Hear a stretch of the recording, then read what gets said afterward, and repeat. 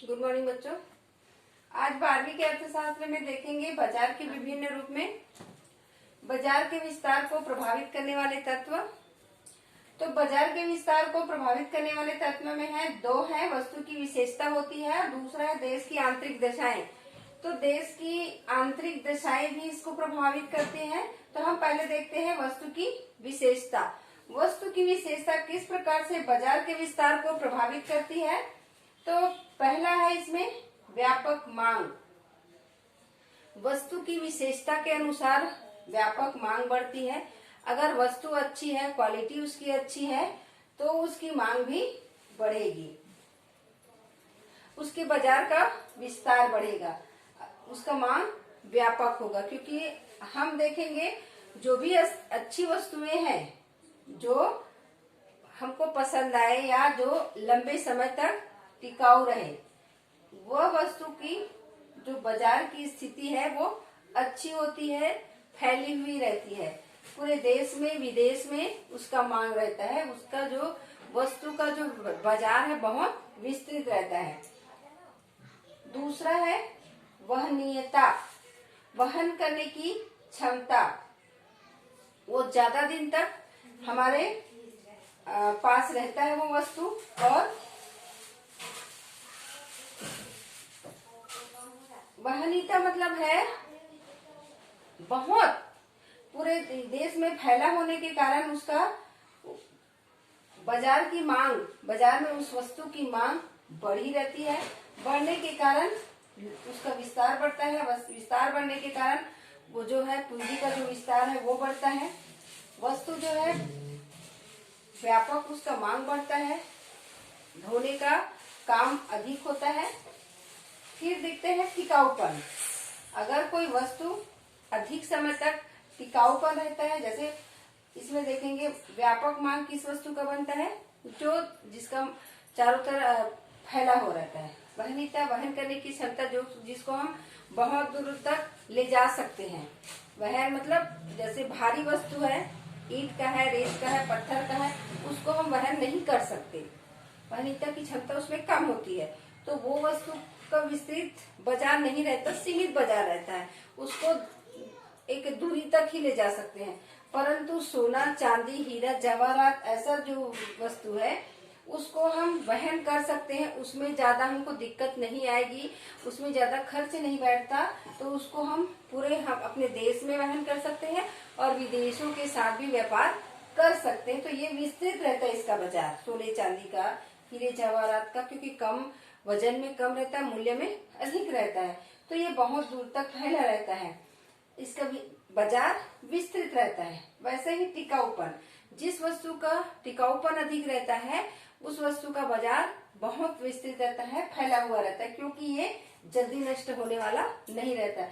जो जल्दी नष्ट होने वाला रहता है, जैसे दही है, हरी सब्जी है, अंडा है, मछली है, वो ज्यादा टिकाऊ नहीं, तो उसका जो बाजार है वो सीमित रहता है, विस्तृत नहीं रहता। परंतु जैसे कपड़ा है, मशीन है और ऊन है, ऊन से बने सामान है, ये इसका बाजार जो है विस्तृत रहता है, क्योंकि ये टिकाऊपन रहता है, ये टिकता है। बड़े बड़े फर्नीचर लिए, पंखा लिए, कूलर लिए, मोटर गाड़ी लिए हैं, तो ये क्या है, ये बहुत दिन तक चलता है, टिकाऊपन रहता है उसमें, इसीलिए वो विस्तृत बाजार कहलाएगा। चौथा है पूर्ति की पर्याप्तता। जिस वस्तु की पूर्ति पर्याप्त मात्रा में होती है उसका बाजार जो है विस्तृत रहता है। कोई कोई वस्तु ऐसा रहता है कि जो हमारे पास ना हो, पूर्ति हम नहीं कर पाते हैं, तो वह बाजार विस्तार सीमित होता है। कुछ कुछ वस्तु जैसे हम पूर्ति नहीं कर पाते, हमारे पास नहीं रहता, तो वो विस्तृत नहीं रहता।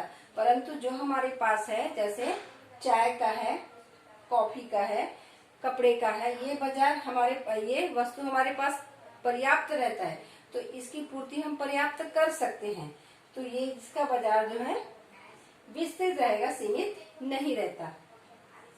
वैसे ही देखते हैं हम स्थानापन्न वस्तु की उपलब्धि। स्थानापन्न वस्तु की उपलब्धि क्या है, उसी के समान दूसरा वस्तु।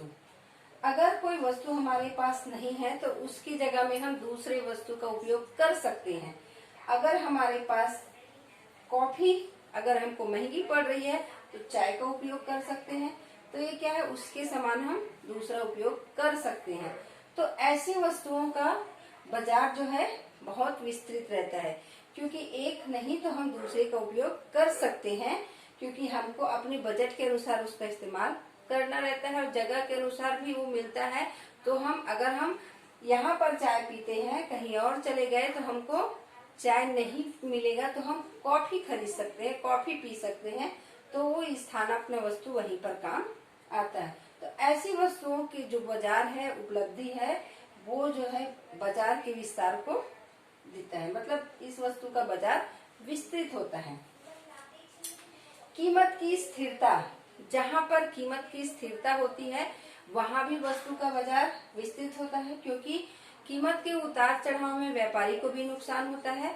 और कीमत अगर स्थायित्व में रहे, एक समान रहे, उतार चढ़ाव ना हो, तो ऐसे बाजार का विस्तार जो है फैला हुआ रहता है, विस्तारित रहता है, क्योंकि लोग जान जाते हैं कि इसका कीमत ज्यादा अंतर नहीं आता, कम ज्यादा नहीं होता, तो लोग वैसी वस्तुओं को खरीदते हैं। जिसमें उतार चढ़ाव होते रहता है तो उस वस्तु को कम खरीदने वाले रहते हैं, क्योंकि ये जल्दी नष्ट हो जाएगा, जल्दी ये खराब हो जाएगा, तो इसको वो कम खरीदते हैं। तो उसका मांग जो है सीमित होता है। ऐसे बाजारों का मांग अधिक होता है, क्योंकि कीमत स्थिर रहता है। नमूने एवं ग्रेड की सुविधा, जिन वस्तुओं की नमूने एवं ग्रेड की सुविधा होती है उनका भी बाजार विस्तृत रहता है। जैसे चावल है, गेहूं है, कपास है, उसका हम थोड़ा सा नमूना रख दें तो नमूने के अनुसार हम सबका निर्णय कर सकते हैं कि ये इस किस्म का चावल है, ये पतला चावल है, मोटा चावल है, किस काम में आता है। नमूना दिखा के हम उसको बेच सकते हैं। और कोई कोई चीज ऐसे है जिसका हम नमूना ग्रेडिंग नहीं दे सकते, तो ऐसे बाजारों का, ऐसी वस्तुओं के बाजार विस्तृत नहीं होते। तो हम देखे हैं कि वस्तु की विशेषता में व्यापक मांग, वहनीयता, टिकाऊपन, पूर्ति की पर्याप्तता, स्थानापन्न वस्तु की उपलब्धि, कीमत की स्थिरता, नमूने एवं ग्रेड की सुविधा। अब देखते हैं देश की आंतरिक दशाएं। देश की, ये तो हम व्यापार करते हैं तो अपने देश में भी करते हैं, विदेशों को निर्यात करते हैं, ये सामूहिक आ जाता है। तो बाजार किस प्रकार प्रभावित होता है वो है। अब देखते हैं देश की आंतरिक दशाएं। देश की आंतरिक दशाएं किस प्रकार है, हमारे देश की आंतरिक गतिविधि किस प्रकार से है, देश में व्यवस्था किस प्रकार से है, उसके कारण बाजार का विस्तार कैसे प्रभावित होता है उसको देखेंगे। पहला दिया है शांति एवं सुरक्षा। देश अगर शांत हो, सुरक्षित हो, किसी प्रकार का उपद्रव या किसी प्रकार का मारधाड़, अशांति, या कोई लगता है कि हम यहाँ पर सुरक्षित नहीं है, किसी प्रकार का झगड़ा हो सकता है, लूटमार हो सकता है, अशांति फैलती है, आंतरिक दंगा हो सकता है, तो ऐसी स्थिति में वहां का बाजार विस्तृत नहीं होगा। क्योंकि देश जहाँ शांत रहेगा, सुरक्षित रहेगा, वहां पर लोगों का आना जाना अच्छा रहता है, वो खुलेआम अपना व्यापार कर सकता है, उसे किसी प्रकार की कोई डर नहीं होता है। तो अच्छे से व्यापार या आंतरिक दशा में देखेंगे तो शांति और सुरक्षा बहुत जरूरी है। जहाँ जिस देश में शांति और सुरक्षा है वहां पर बाजार जो है अच्छे से फलता फूलता है। दूसरा है यातायात एवं संचार के साधन। जिस देश में संचार और यातायात के साधन अधिक विकसित है वहाँ व्यापार बढ़ेगा, क्योंकि हमको सामान को लाने ले जाने में, एक स्थान से दूसरे स्थान भेजने में हमको यातायात एवं संचार के साधन, यातायात में सड़क है, रेल है, एक जलयान है, इनकी सुविधा होनी चाहिए। देश विदेश में हमको सामान भेजना है, लाना ले जाना है, पूरे देश के कोने कोने तक सामान को भिजवाना है, तो यातायात सुविधा जरूरी है। संचार के साधन में हमको फैक्स है, नेट है, ये सब जो जरूरी है वो भी जरूर, फोन है, ये संचार के साधन जो है जरूरी है, क्योंकि हम इसके द्वारा वस्तुओं का हम प्रचार भी कर सकते हैं, जानकारी ले सकते हैं। पूरे यहाँ बैठ के हम देश में किस वस्तु का कीमत कितना है, उसका ग्रेड क्या है, वो कहाँ कहाँ कैसे बिक रहा है, इस सब चीजों का स्थिति का हम संचार के साधनों द्वारा पता लगा सकते हैं। तो अपने सामानों को बेचने में या खरीदने में हमको ये सुविधा होती है। तो देश की आंतरिक दशाएं जो है, यातायात एवं संचार के साधन अगर अच्छी हो तो बाजार की भी स्थिति अच्छी होगी, बाजार का विस्तार होगा। अब तीसरा दिया है सरकारी नीतियां। देश में अगर सरकारी नीतियां अच्छी है, व्यापार के अनुरूप है, तो वहां के बाजार विस्तार अच्छा रहेगा। अगर सरकार उद्योगों में कर अधिक लगाता है तो कोई व्यापार करना नहीं चाहते, आयात निर्यात में टैक्स अधिक लेंगे तो उसमें वो व्यापार करना नहीं चाहेगा। तो इससे क्या है, बाजार जो है संकुचित हो जाता है, विस्तृत नहीं होता है। उसके बाद देखते हैं आर्थिक स्थायित्व। आर्थिक स्थायित्व अर्थव्यवस्था की दृष्टि से देश जो है एकदम वही का वही रुका हुआ रहता है, उसमें बदलाव बिल्कुल नहीं आता। ना वो उत्पादन में बढ़ोतरी करता है, ना व्यापार में बढ़ोतरी करता है, ना कीमत में होता है, कुछ नहीं। वहाँ कीमत जो होता है, जो मुद्रास्फीति है, जो मुद्रा संकुचन है, वो स्थिर रहता है। तो उस स्थिति में वहाँ की जो अर्थव्यवस्था है वो बढ़ेगा, विस्तार करेगा। जहाँ पर अगर हम देखते हैं कि कहीं पर मुद्रा स्थिति आ गया, मुद्रास्फीति आ गया, मुद्रा संकुचन की स्थिति आ गया, तो उस समय बाजार पर बहुत, उद्योग पर, व्यवसाय पर बहुत गहरा प्रभाव डालता है। हमारे देश की करेंसी बहुत महत्व रखता है। तो आर्थिक स्थायित्व बहुत जरूरी है। श्रम विभाजन, श्रम विभाजन भी एक कारण है, क्योंकि हम श्रम विभाजन नहीं करेंगे तब तक उत्पादन को बढ़ा नहीं सकते। क्योंकि जो हुनर, जो जानकारी उस व्यक्ति को है, जिसको हम दिए हैं, वो अच्छा उत्पादन करेगा, क्वालिटी अच्छी रहेगी, उत्पादन बढ़ेगा। उत्पादन बढ़ेगा तो लागत कम आएगी, लागत कम आएगी तो वस्तु ज्यादा है तो कीमत भी वस्तु का कम आएगा। तो इससे क्या है, उस वस्तु का बाजार फैलेगा, क्योंकि कीमत कम है, लागत कम आया है। तो ये श्रम विभाजन से उत्पादन क्षमता बढ़ती है। जिस चीज का हुनर वो रखता है, उसी का उत्पादन अगर वो करता है, तो इससे क्या है, बाजार विस्तृत होगा।